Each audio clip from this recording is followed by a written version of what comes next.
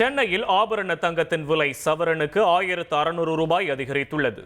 1 gram 14,100 ரூபாய்க்கும், ஒரு சவரன் தங்கம் 1,12,800 ரூபாய்க்கும் விற்பனை செய்யப்படுகிறது.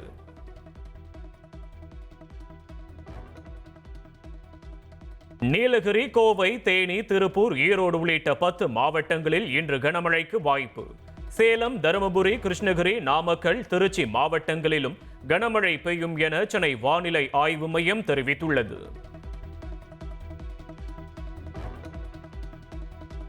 நீலகிரி, கோவை, தேனி மாவட்டங்களில் நாளை கனமழைக்கு வாய்ப்பு. திண்டுக்கல், திருப்பூர், ஈரோடு மாவட்டங்களிலும் கனமழை பெய்யக்கூடும் என்று சென்னை வானிலை ஆய்வு மையம் தெரிவித்துள்ளது. மாவட்ட தேர்தல் அதிகாரிகளுடன் தமிழக தலைமை தேர்தல் அதிகாரி அர்ச்சனா பட்நாயக் ஆலோசனை. மே 4ஆம் தேதி வாக்கு எண்ணிக்கை நடைபெற உள்ள நிலையில் ஏற்பாடுகள் குறித்து காணொலி வாயிலாக ஆலோசனை நடத்தினார். வாக்கு எண்ணிக்கையின் போது அங்கீகாரமற்ற நபர்களை தடுக்க QR கோடு அடையாள அட்டையை அறிமுகப்படுத்திய தேர்தல் ஆணையம். தேர்தல் ஆணையத்தின் அடையாள அட்டையை பெற்றவர்கள் மட்டுமே வாக்கு எண்ணிக்கை மையத்தில் அனுமதிக்கப்பட உள்ளனர். தொகுதிகளின் வெற்றி வாய்ப்புகள் குறித்து அமைச்சர்கள் மற்றும் நிர்வாகிகளிடம் கேட்டறிந்தார் முதலமைச்சர் ஸ்டாலின்.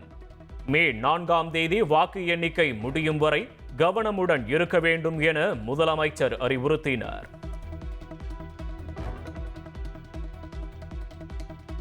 மே 4ஆம் தேதி வாக்கு எண்ணிக்கை நடைபெற உள்ள நிலையில் தவேகா வேட்பாளர்களுடன் விஜய் ஆலோசனை. வாக்கு எண்ணிக்கையின் போது கவனமாக இருப்பது மற்றும் வேட்பாளர்களின் செயல்பாடுகள் குறித்து ஆலோசனை மேற்கொள்ளப்பட்டது. சட்டமன்ற தேர்தலில் நாம் வெற்றி பெறுவோம் என்கின்ற நம்பிக்கை உள்ளதாக நிர்வாகிகள் மத்தியில் தவேகா தலைவர் விஜய் பேசினார். வெற்றி பெற்றுவிட்டு நேராக பனையூர் வாருங்கள், உங்களுக்காக காத்திருப்பேன் என்றும் தெரிவித்துள்ளார். மே 3ஆம் தேதி நீட் தேர்வு எழுதவுள்ள மாணவர்களுக்கு தேசிய தேர்வு முகமையான NTA முக்கிய வழிகாட்டுதல்களை வெளியிட்டுள்ளது. தேர்வு நாளன்று பயோமெட்ரிக் சரிபார்ப்பில் தொழில்நுட்ப கோளாறு அல்லது இணைய சிக்கல் ஏற்பட்டால் மாணவர்கள் பதற்றமடைய தேவையில்லை என்றும் அவர்கள் தேர்வு எழுத அனுமதிக்கப்படுவார்கள் எனவும் தெரிவிக்கப்பட்டுள்ளது. அவ்வாறு சிக்கல் ஏற்படும் பட்சத்தில் மைய கண்காணிப்பாளரிடம் உறுதிமொழி படிவத்தை சமர்ப்பித்து தேர்வர்கள் உள்ளே நுழையலாம் என்றும், மேலும் தேர்வு நடைபெறும் நேரமான மதியம் 2 மணி முதல் மாலை 5 மணி வரை எவ்வித இடையூறும் ஏற்படுத்தப்படாது எனவும் NTA தெளிவுபடுத்தியுள்ளது.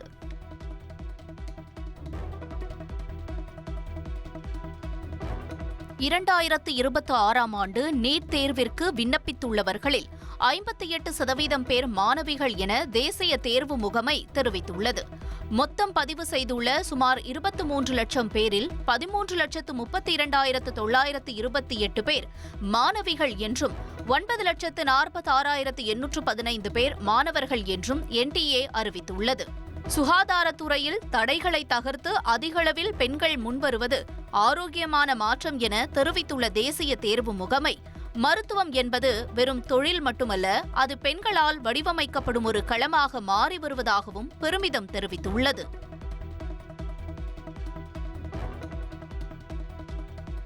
நீட் தேர்வு மையங்களில் மோசடி செயல்களை கண்டறிய AI தொழில்நுட்பம் பயன்படுத்தப்படும் என்று தேசிய தேர்வு முகமை தெரிவித்துள்ளது. முறைகேடு கண்டறியப்பட்டால் தேசிய தேர்வு முகமை நடத்தும் அனைத்து தேர்வுகளிலும் பங்கேற்க நிரந்தர தடை விதிக்கப்படும் என்றும் எச்சரிக்கப்பட்டுள்ளது.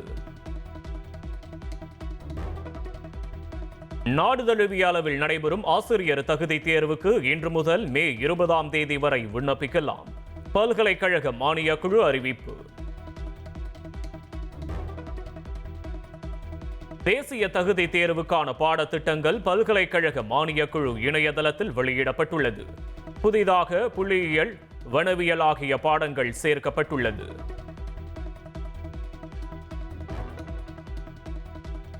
ஐரோப்பா மற்றும் அமீரகத்திற்கு பிரதமர் மோடி விரைவில் பயணம் மேற்கொள்ள உள்ளதாக தகவல் வெளியாகியுள்ளது. இஸ்ரேல் ஹமாஸ் போர் மற்றும் செங்கடல் பகுதியில் நிலவும் பாதுகாப்பற்ற சூழல் குறித்து அமீரக தலைவர்களுடன் பிரதமர் ஆலோசிக்க உள்ளார்.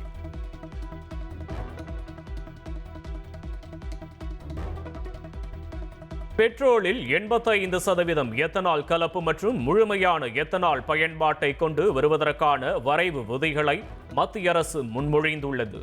வரைவு குறித்து பொதுமக்கள் மற்றும் வல்லுநர்கள் அடுத்த 30 நாட்களுக்குள் தங்கள் கருத்துக்களை தெரிவிக்கலாம் என அழைப்பு விடுக்கப்பட்டுள்ளது.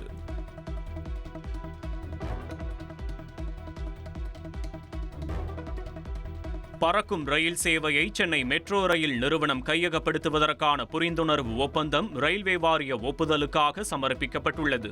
ரயில்வே வாரியம் ஒப்புதல் அளிக்கும் பட்சத்தில் ஜூன் மாதம் பறக்கும் ரயில் சேவை திட்டத்தை மெட்ரோ நிறுவனம் கையகப்படுத்த வாய்ப்புள்ளதாக கூறப்படுகிறது. இதன் மூலம் மெட்ரோ ரயிலுக்கு நிகராக பறக்கும் ரயில் சேவையின் உட்கட்டமைப்புகள் மேம்படுத்தப்படும் என எதிர்பார்க்கப்படுகிறது. பறக்கும் ரயில் சேவை வழித்தடத்தின் தண்டவாளம் மற்றும் சிக்னலின் அமைப்புக்கு ஏற்ப மெட்ரோ ரயில் பெட்டிகள் உருவாக்கப்பட்டு 2028 முதல் மெட்ரோ ரயில்கள் இந்த வழித்தடத்தில் இயக்க வாய்ப்புள்ளதாக கூறப்படுகிறது.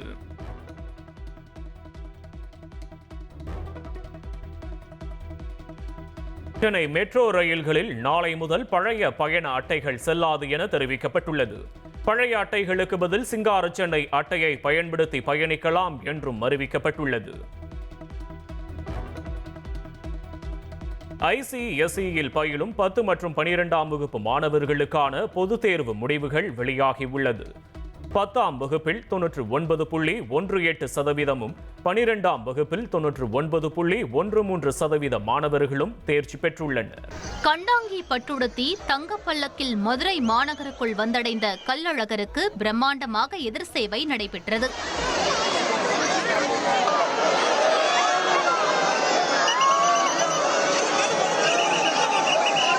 புதன்கிழமை மாலை சுந்தரராஜ பெருமாள் கள்ளழகர் வேடம் பூண்டு மண்டூக முனிவருக்கு சாப விமோச்சனம் அளிப்பதற்காக தங்கப்பல்லக்கில் அழகர் மலையிலிருந்து மதுரை நோக்கி புறப்பட்டார்.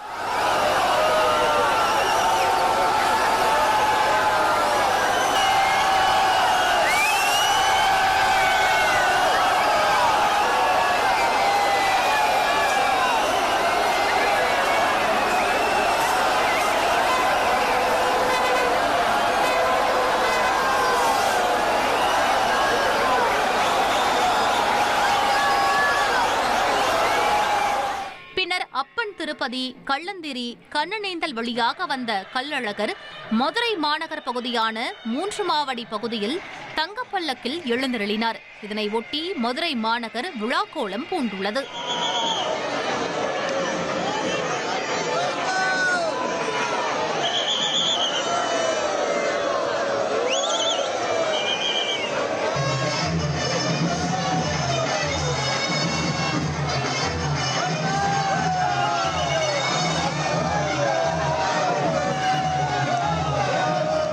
மதுரைனாலே சித்திரை திருவிழா தான், அழகர் ஆத்துல இறங்குறது தான் ஃபேமஸ்.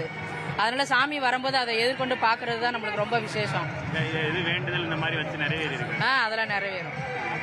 எங்க இருந்து வந்திருக்கீங்க? நாங்க சென்னையில இருந்து வந்திருக்கோம். நல்லா எங்களுக்கு ஜெகஜோதியா எங்களுக்கு நல்லா இருக்கு. வருஷம் பூரா எங்களுக்கு திருவிழா மாதிரி தான் இந்த ஊர்ல. அது சித்திரை திருவிழா நல்ல பிரசித்தமானது எங்களுக்கு. மற்ற ஊர்ல எல்லாம் பாத்தீங்கன்னா தனித்தனியா நடக்கும். சிவனுக்கு சரி பெருமாள் அடுத்தடுத்து நடக்கும். எங்களுக்கு அண்ணன் தங்கச்சிக்கு நடக்கிறதுனால எங்க வீட்டுல நடக்கிற மாதிரி இருக்கும் திருவிழா. கருப்பசாமி வேடமிட்டு ஆடி பாடி கையில் தீபம் ஏந்தியபடி பக்தர்கள் கள்ளழகரை வரவேற்று சுவாமி தரிசனம் செய்தனர்.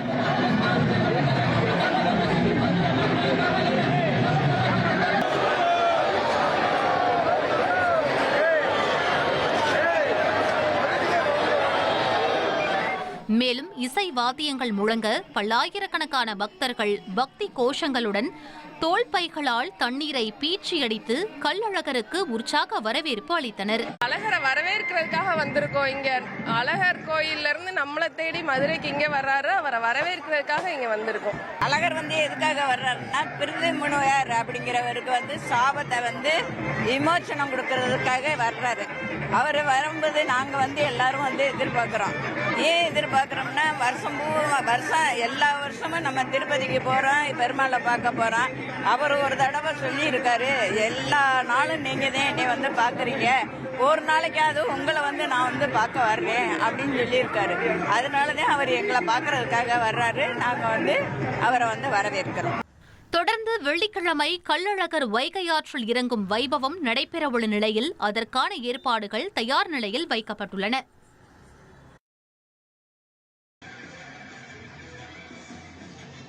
மதுரை சித்திரை திருவிழாவின் சிகர நிகழ்வான கள்ளழகர் வைகை ஆற்றில் இறங்கும் வைபவம் வெள்ளிக்கிழமை அதிகாலை நடைபெறவுள்ளது. இதற்காக ஆழ்வார்புரம் ஆற்றுப்பகுதி சமன்படுத்தப்பட்டு 90% பணிகள் நிறைவடைந்துள்ள நிலையில் மாநகரம் முழுவதும் 5000 போலீசார் பாதுகாப்பு பணியில் ஈடுபடுத்தப்பட உள்ளனர். சுமார் 8 லட்சத்திற்கும் அதிகமான பக்தர்கள் வருவார்கள் என எதிர்பார்க்கப்படுவதால் தற்காலிக கண்காணிப்பு கோபுரங்கள் மற்றும் மருத்துவ முகாம்கள் அமைக்கப்பட்டுள்ளன. அழகர் மலையிலிருந்து மதுரை நோக்கி வரும் கள்ளழகர் வெள்ளிக்கிழமை அதிகாலை வைகை ஆற்றில் இறங்கி பக்தர்களுக்கு அருள் பாலிக்க உள்ளார். திருவண்ணாமலையில் சித்ரா பௌர்ணமி கிரிவலத்தையொட்டி பாதுகாப்பு பலப்படுத்தப்பட்டுள்ளது. கிரிவல பாதையில் மருத்துவ முகாம், குடிநீர் வசதி என அடிப்படை வசதிகள் தயாராக வைக்கப்பட்டுள்ளன.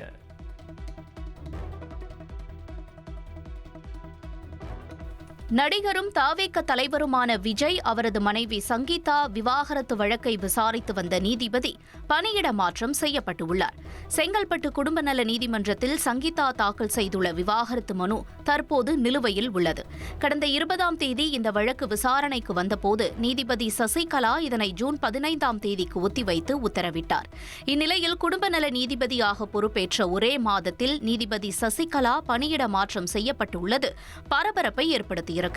அவருக்கு பதிலாக ஏற்கனவே அங்கு பணியாற்றிய நீதிபதி சுஜாதா மீண்டும் செங்கல்பட்டு குடும்ப நல நீதிபதியாக நியமிக்கப்பட்டுள்ளார்.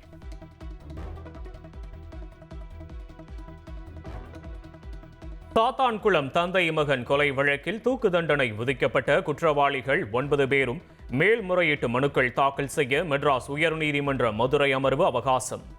குற்றவாளிகளுக்கான தண்டனையை உறுதிப்படுத்த கோரிய மனுவின் விசாரணை ஜூன் 4ஆம் தேதிக்கு ஒத்திவைப்பு.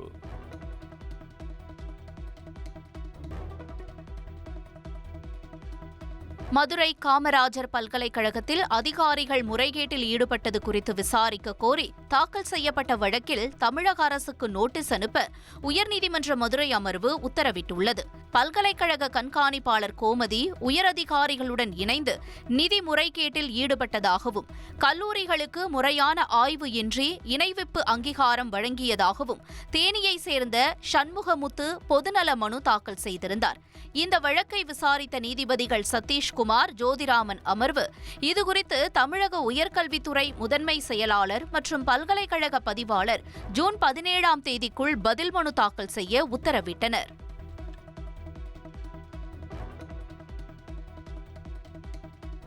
சென்னை துறைமுகம் தொகுதி தவேக வேட்பாளர் சினோரா அசோக்கிற்கு ஏற்கனவே பாதுகாப்பு வழங்கப்பட்டுள்ளதாக காவல்துறை தெரிவித்ததை அடுத்து பாதுகாப்பு கோரி அவர் தாக்கல் செய்த வழக்கை சென்னை உயர்நீதிமன்றம் முடித்து வைத்தது. சென்னை துறைமுகம் தொகுதி தவேக வேட்பாளர் சினோரா அசோக் தாக்கல் செய்த மனுவில் வாக்குப்பதிவு நாளன்று அமைச்சர் சேகர்பாபு மற்றும் திமுகவினர் தன்னை தாக்கியதாகவும் கொலை மிரட்டல் விடுத்ததாகவும் குறிப்பிட்டிருந்தார். மே 4ஆம் தேதி வாக்கு எண்ணிக்கையின் போது வன்முறை ஏற்பட வாய்ப்புள்ளதால் கூடுதல் பாதுகாப்பு வேண்டும் என அவர் கோரியிருந்தார். இந்த வழக்கு விசாரணைக்கு வந்தபோது வேட்பாளருக்கு ஏற்கனவே உரிய பாதுகாப்பு வழங்கப்பட்டு வருவதாக காவல்துறை தரப்பில் தெரிவிக்கப்பட்டது. இதனை ஏற்றுக்கொண்ட நீதிபதி வழக்கை முடித்து வைத்து உத்தரவிட்டார். புதுச்சேரியில் கடந்த 2024ஆம் ஆண்டு 5ஆம் வகுப்பு சிறுமி பாலியல் வன்கொடுமை செய்து கொலை செய்யப்பட்ட வழக்கு. கைதான கருணாஸ் என்பவர் குற்றவாளி என புதுச்சேரி போக்சோ விரைவு நீதிமன்றம் தீர்ப்பளித்துள்ளது.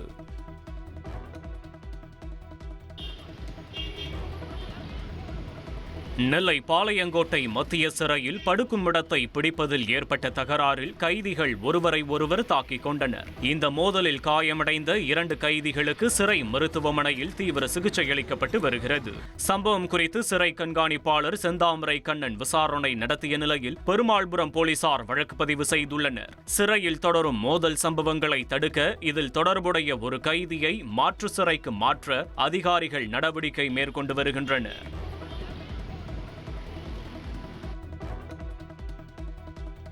சென்னை கோட்டூர்புரத்தில் மனைவி நடத்தி வரும் பரதநாட்டிய வகுப்புக்கு வந்த சிறுமியிடம் பாலியல் சீண்டலில் ஈடுபட்ட ஓய்வு பெற்ற அரசு ஊழியரை போலீசார் போக்சோ சட்டத்தின் கீழ் கைது செய்தனர்.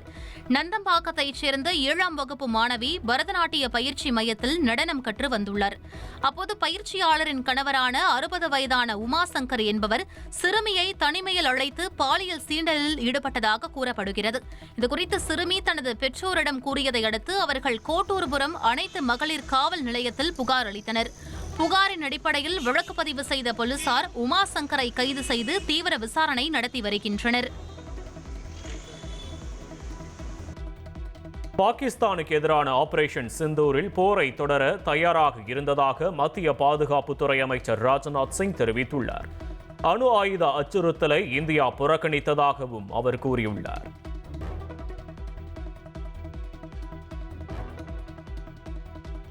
பஞ்சாப் மாநிலம் தர்ந்தரன் பகுதியில் பயங்கரவாத சதி முறியடிப்பு. பஞ்சாப் காவல்துறை நடத்திய சோதனையில் ராக்கெட் ஏவுகணைகள், கையெறி குண்டுகள் பறிமுதல்.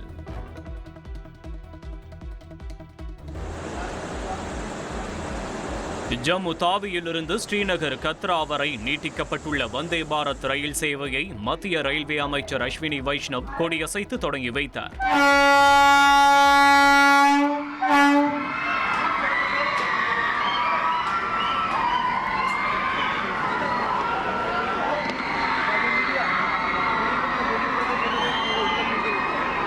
இதன் மூலம் ஜம்முவிலிருந்து ஸ்ரீநகர் சென்றடைய சுமார் 4 மணி நேரம் 50 நிமிடங்கள் மட்டுமே ஆகும் என கூறப்படுகிறது.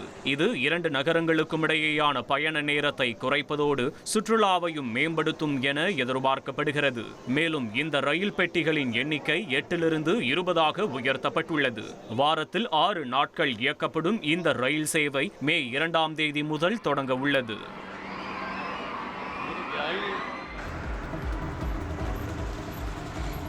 ராஜஸ்தானில் தேசிய நெடுஞ்சாலையில் சென்று கொண்டிருந்த கார் தீப்பற்றி 5 பேர் உடல் கருகி பரிதாபமாக உயிரிழந்தனர். டெல்லியிலிருந்து கோட்டா நோக்கி சென்று கொண்டிருந்த அந்த கார் ஆழ்வார் பகுதியில் டெல்லி மும்பை விரைவு சாலையில் திடீரென தீப்பிடித்தது. வைஷ்ணவி தேவி புனித யாத்திரை சென்றுவிட்டு திரும்பிக் கொண்டிருந்த போது இந்த விபத்து நடந்துள்ளது. இந்த சம்பவத்தில் கார் ஓட்டுநர் படுகாயமடைந்த நிலையில் மருத்துவமனையில் அனுமதிக்கப்பட்டுள்ளார். அவரது நிலை கவலைக்கிடமாக உள்ளதாக கூறப்படுகிறது. மைதானத்தில் ராஜஸ்தான் கேப்டன் ரியான் பராக் சிகரெட் புகைத்த விவகாரம். போட்டி ஊதியத்தில் 25% அபராதம் விதித்துள்ள IPL நிர்வாகம் ஒரு டிமெரிட் புள்ளியையும் வழங்கி அதிரடி காட்டியுள்ளது.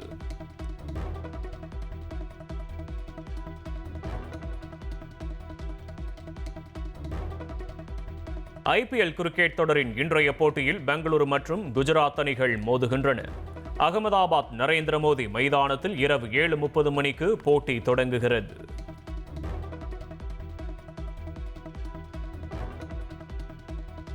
ஈரான் தனது அணுசக்தி திட்டம் தொடர்பாக உடன்படிக்கைக்கு வரும் வரை அந்நாட்டை அமெரிக்க கடற்படை கட்டுப்பாட்டில் வைத்திருக்கும் என அதிபர் ட்ரம்ப் தெரிவித்துள்ளார்.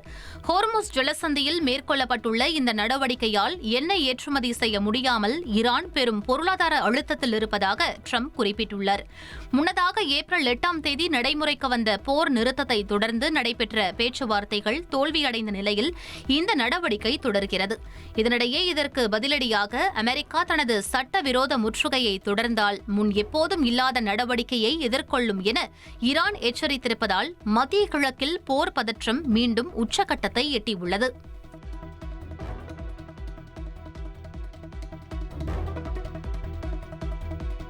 ஈரான் மீதான போர் நடவடிக்கைக்காக இதுவரை 27,000 கோடி ரூபாய் செலவிடப்பட்டுள்ளதாக அமெரிக்க ராணுவ தலைமையகமான பென்டகன் அறிவித்துள்ளது.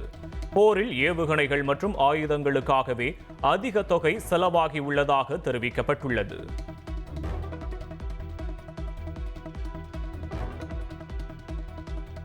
மத்திய கிழக்கில் நீடித்து வரும் மோதல் காரணமாக கடுமையான விமான எரிபொருள் தட்டுப்பாட்டை எதிர்கொள்ளும் ஐரோப்பிய விமான நிறுவனங்கள் ஜெட் எரிபொருள் விலை ஒரு பேரலுக்கு $90 முதல் $200 வரை உயர்ந்துள்ளதாக தகவல்.